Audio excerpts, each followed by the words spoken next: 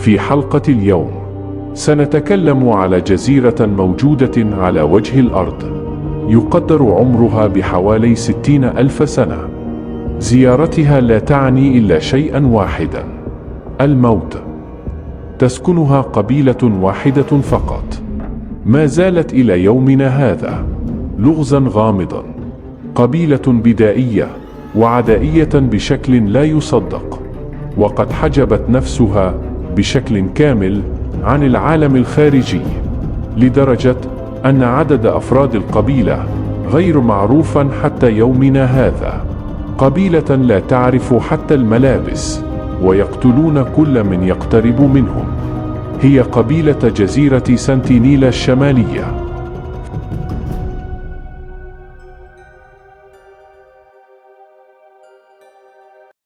تقع هذه الجزيرة في خليج البنغال على بعد 500 كيلومتر قبالة ساحل بورما، و1200 كيلومتر من الهند، فهي منطقة تابعة للاتحاد الهندي. والجزيرة مغطاة بالكامل تقريبا بغابات كثيفة، ولا تحتوي على أي موانئ طبيعية، مما يجعل أي رحلة إليها صعبة، كما أنها محاطة بالشعب المرجانية، وتعتبر من أكثر أماكن العالم انعزالا.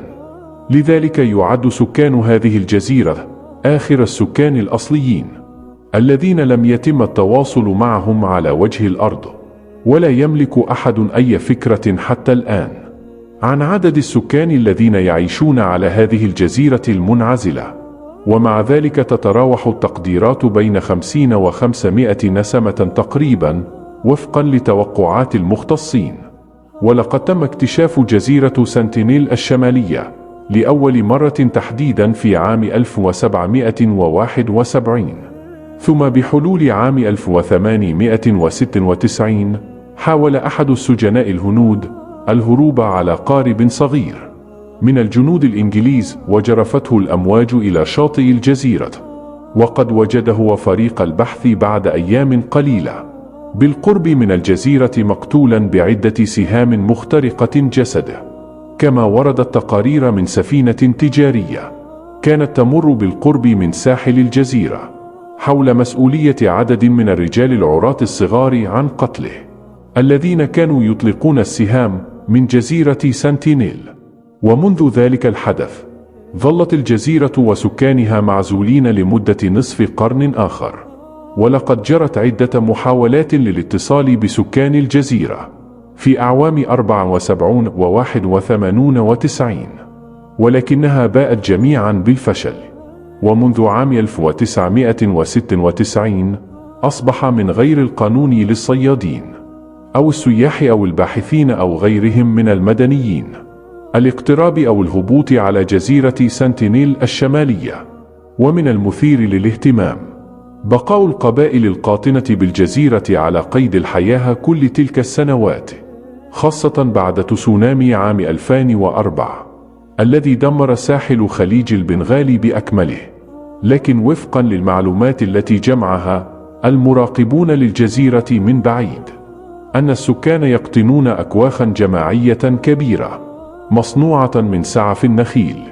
وفي عام 2004 انطلق فريق بحثي بواسطة الطائرات الهليكوبتر التي حاولت الهبوط على الجزيرة النائية ولم تستطع، ولكنهم توصلوا أن قبائل سكان الجزيرة يصنعون رؤوس السهام من المعدن لأغراض مختلفة مثل الصيد والدفاع، كما أنهم يبنون زوارق صغيرة وضيقة ذات أذرع ممتدة، والتي يناورونها بأعمدة طويلة في المياه الضحلة والهادئة نسبيا للتنقل واصطياد الأسماك وسرطانات البحر. وفي عام 2006 انطلقت مجموعة متنوعة من فرق البحث والدراسات، بما في ذلك سفينة ناشيونال جيوغرافيك، وقوبلت هذه المجموعة بسيل من السهام. لكن في ذات العام بعد المحاولة السابقة هبط 2 من صيادي الأسماك من ميانمار هبوطا اضطراريا في الجزيرة، وقتلهما سكان الجزيرة. لم يكن هذا الحادث الصادم رادعا للشاب جون أولين تشاو البالغ من العمر 26 عاما، وهو مبشر مسيحي إنجيلي ومدون مغامرات، حيث استأجر صيادين محليين لاصطحابه إلى هناك في عام 2018.